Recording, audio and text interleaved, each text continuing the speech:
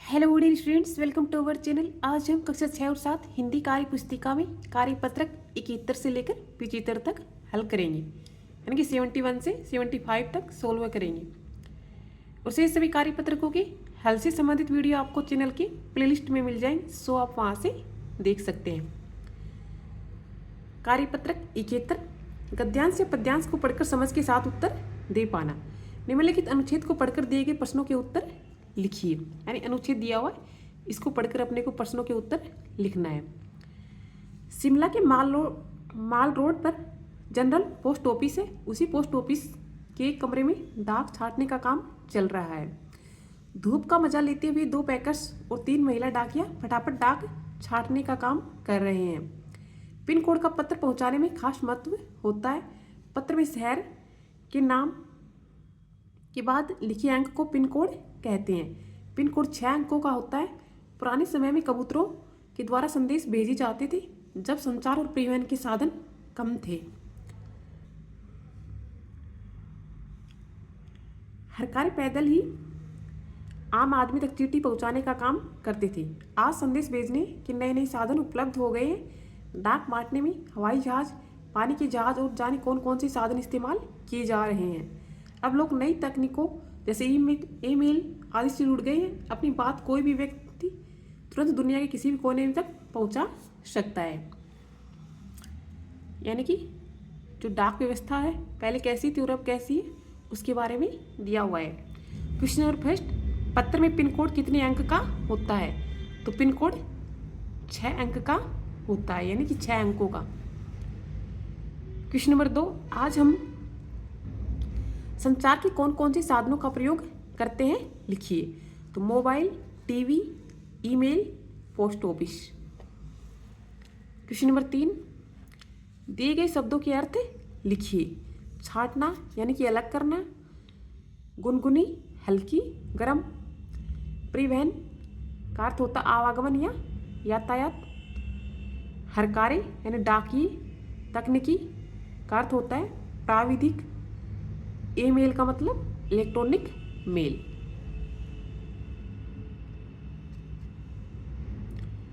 Question number 4, box में दिए गए शब्दों का प्रयोग कर वाक्य को पूरा कीजिए। जैसे बॉक्स में शब्द दिए हुए संदेश, कंप्यूटर, मोबाइल फोन, इंटरनेट, इनका यूज करते हुए अपने को रिक्त स्थानों की पूर्ति करना है। मोबाइल फोन बिना तारों का टेलीफोन है, यानी बिना तारों का टेलीफोन क्या है? Mobile phone. ईमेल इंटरनेट द्वारा भेजा जाता है। क्वेश्चन नंबर 5, अगर आप किसी को पत्र लिखते हैं तो पते में यह जानकारी किस क्रम में लिखते हैं? तो कौन कौन से क्रम में लिखेंगे? सबसे पहले घर का नंबर, गली मोहल्ले का नाम, गांव या फिर कस्बे शहर का नाम, खंड का नाम, फिर आएगा राज्य का नाम। तो इस क्रम में एड्रेस है वो लिखा जाता है।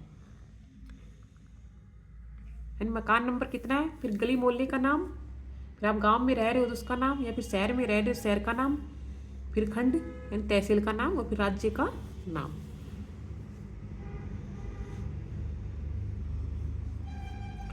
तुम्हारे कार्यपत्रक 71 का सॉल्यूशन कंप्लीट हुआ।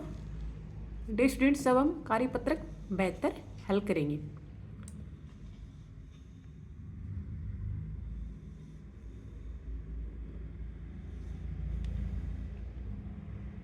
कार्यपत्रक 72, अनुच्छेद को पढ़कर उत्तर दे पाना।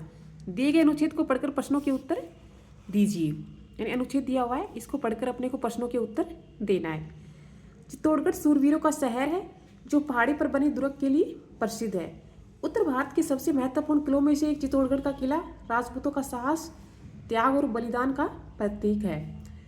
चित्तौड़गढ़ का यह किला राजपूतों की वीरता तथा नारी के अद्वितीय साहस की ढेर सारी कहानियों का गवाह है। चित्तौड़गढ़ मेवाड़ की राजधानी थी। चित्तौड़गढ़ के दुर्ग को विश्व विरासत स्थल घोषित किया गया है। इसमें सभी दुर्गों का सिरमौर भी कहा जाता है। यह किला बेड़स नदी के किनारे बना है। दुनिया भर के लोग यहाँ के किले को देखने के लिए आते हैं। यानी चित्तौड़गढ़ का जो दुर्ग है, चित्तौड़गढ़ किला है, उसके बारे में दिया हुआ है। चित्तौड़गढ़ है तो चित्तौड़गढ़ क्या है? सूरवीरों का शहर है। चित्तौड़गढ़ राजधानी था। तो मेवाड़ की राजधानी था।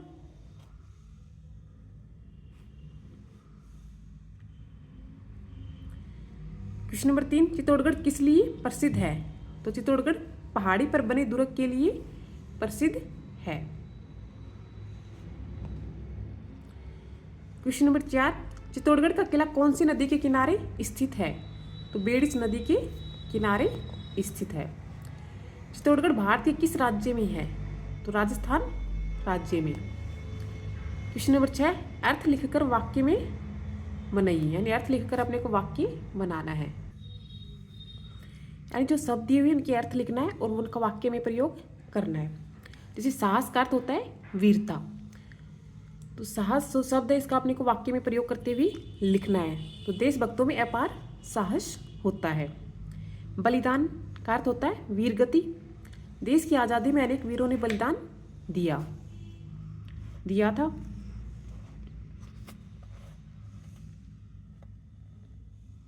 सूरवीर का अर्थ होता है योद्धा, चित्तौड़गढ़ सूरवीरों की धरती है। विश्व, तो विश्व का अर्थ होता है दुनिया, चित्तौड़गढ़ दुर्ग विश्व प्रसिद्ध दुर्ग है।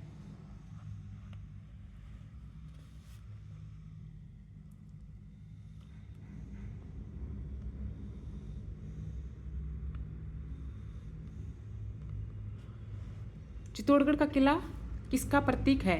तो चित्तौड़गढ़ का किला राजपूतों के साहस, त्याग और बलिदान का प्रतीक है।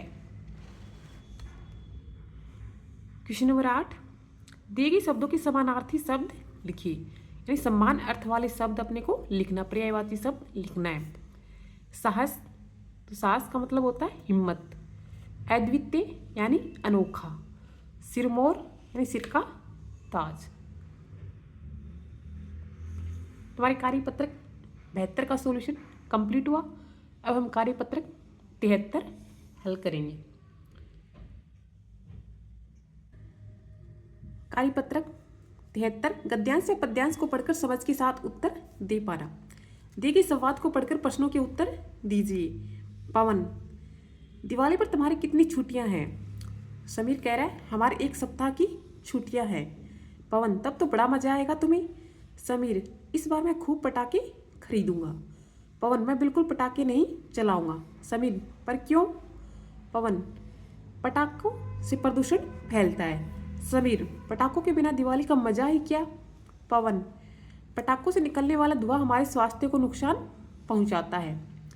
समीर, वैसे मेरे दादाजी को भी पटाखे पसंद नहीं, पटाखों से सांस और आँख की बीमारियां बढ़ जाती है। पवन, जब तू सब जानता है तो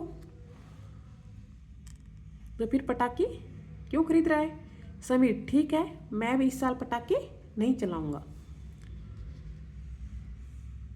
यानी कि पवन और समीर आपस में बातें कर रहे हैं दिवाली के उपलक्ष्य में। इसी के आधार पर हमने को प्रश्नों के उत्तर लिखना है। क्वेश्चन नंबर 1 है, प्रदूषण क्या है? प्रदूषण का अर्थ है पर्यावरण के घटक वायु, जल, मिट्टी आदि का अवांछित पदार्थों से दूषित होना, जिससे सजीवों पर विपरीत प्रभाव पड़े।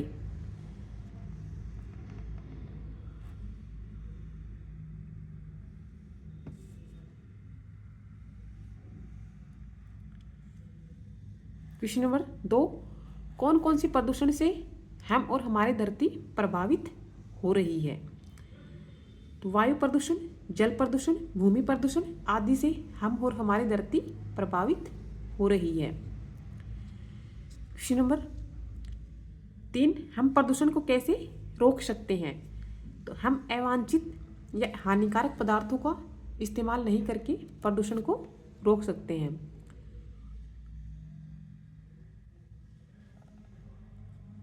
पटाखे बड़े, बूढ़े और बीमार लोगों को कैसे कैसे प्रभावित करते हैं? तो पटाखों से निकलने वाला धुआं बीमार लोगों के स्वास्थ्य को नुकसान पहुंचाता है, सांस और आँख की बीमारियां बढ़ जाती हैं।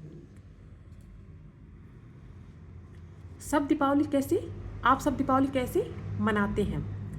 तो आप दीपावली कैसे मनाते हैं इसके बारे में यहाँ पे लिखना है कि हम दिवाली पर नए नए कपड़े पहनते हैं, एक दूसरे को बधाइयाँ देते हैं, तरह तरह के पकवान बनाते हैं और दीपक जलाते हैं और मिठाइयाँ खिलाते हैं एक दूसरे को।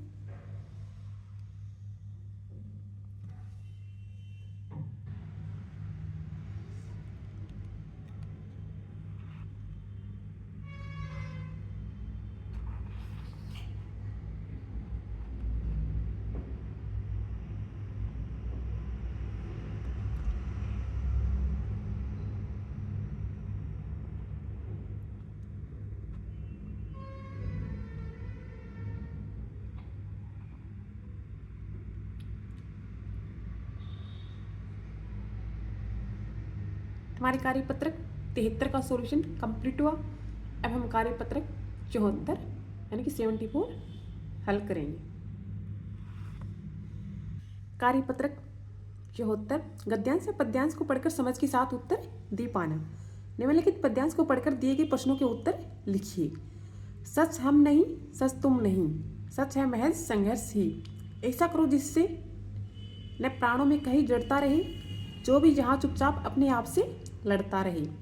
जो भी परिस्थितियाँ मिले, काटी चुभी कलियाँ खिले, हारे नहीं इंसान, है संदेश जीवन का यही।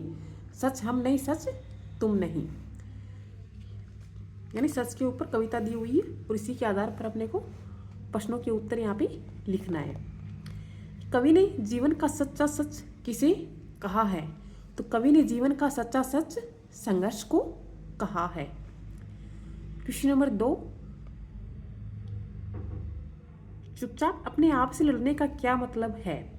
तो चुपचाप अपने आप से लड़ने का मतलब गुमसुम या उदास चिंता में डूबे रहना। क्वेश्चन नंबर 3, कांटे और कलियां किसका प्रतीक हैं?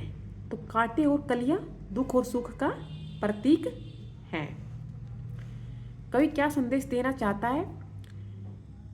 इंसान दुखों, कष्टों या संघर्षों से कभी हारे नहीं, यह संदेश देना चाहता है। हार सच शब्दों का विलोम शब्द लिखिए। यानी हार का विलोम होता है जीत और सच का झूठ। क्वेश्चन नंबर 6, ता प्रत्यय लगाकर कोई 4 नए शब्द बनाइए। जैसे सुंदर प्लस ता सुंदरता, विशेष प्लस ता विशेषता, कवि प्लस ता कविता और एक प्लस ता एकता। तो इस प्रकार से ता प्रत्यय लगाकर हम 4 नए शब्द बना देंगे। तुम्हारी कार्यपत्रक 74 का सॉल्यूशन कंप्लीट हुआ। अब हम कार्यपत्रक 75 हल करेंगे। कार्यपत्रक 75 गद्यांश या पद्यांश को पढ़कर समझ के साथ उत्तर दे पाना। निम्नलिखित गद्यांश को पढ़कर दिए गए प्रश्नों के उत्तर लिखिए। भारत एक महान देश है। उत्तर दिशा में हिमालय पर्वत भारत की ऊंचाई प्रकट करता है। इससे निकलने वाली गंगा, यमुना आदि नदियां भारत भूमि को जलदान करती हैं। खेती सोना उगलती है। वन, उपवन और उद्यान फूल, फल और लताओं से लहरा जाते हैं। हिमालय की घाटियों में जड़ी बूटी होती है जो हमारे रोग दूर करने के काम आती है। भारत की भांति ही हिमालय विशाल है, अटल है, अमर है। हिमालय पर्वत का एक पर्वत नहीं, स्वयं भारत है। हम सब उसके ऋणी हैं। यानी हमारा जो हिमालय पर्वत है उसके बारे में दिया हुआ है। क्वेश्चन नंबर 1, उपयुक्त गद्यांश का उचित शीर्षक दीजिए। शीर्षक क्या होगा? महान हिमालय। क्वेश्चन नंबर 2, हिमालय पर्वत से निकलने वाली नदियाँ कौन सी हैं? तो गंगा, यमुना। क्वेश्चन नंबर 3, जलदान की तरह निम्न 3 शब्दों को भी बनाइए। जलदान का मतलब होता है जल का दान करना। अन्नदान, अन्न का दान करना। भूमिदान, भूमि का दान करना। नेत्रदान, नेत्र का दान करना। क्वेश्चन नंबर 4, हिमालय शब्द का संधि विच्छेद है। तो हिमालय शब्द का संधि विच्छेद होगा हिम प्लस आलय। क्वेश्चन नंबर 5, हिमालय पर्वत की कोई 3 विशेषता लिखिए। तो हिमालय पर्वत विशाल है, हिमालय अटल है और तीसरा हिमालय से जड़ी बूटी प्राप्त होती है।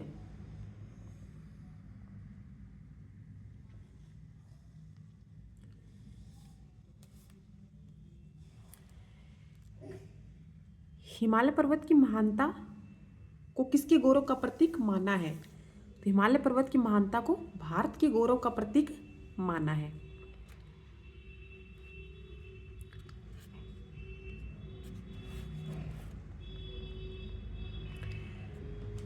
क्वेश्चन नंबर 7, प्रस्तुत गद्यांश में से संबंधित कविता की कुछ पंक्तियां लिखिए।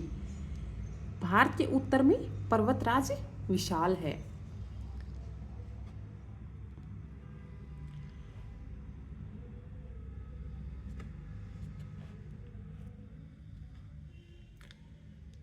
अटल अमर शब्दों को उपसर्ग से अलग करके लिखिए। अटल में उपसर्ग होगा ए और शब्द है तल।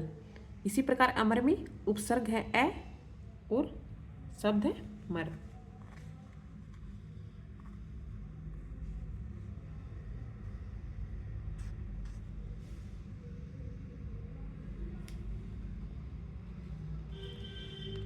तुम्हारे कार्यपत्र 71 से 75 तक का सॉल्यूशन कंप्लीट हुआ। डियर स्टूडेंट्स, यदि आपको वीडियो अच्छा लगे तो like share and subscribe this channel. और शेष सभी कार्यपत्रकों के हल से संबंधित वीडियो आपको चैनल की प्लेलिस्ट में मिल जाएंगे, सो आप वहाँ से देख सकते हैं।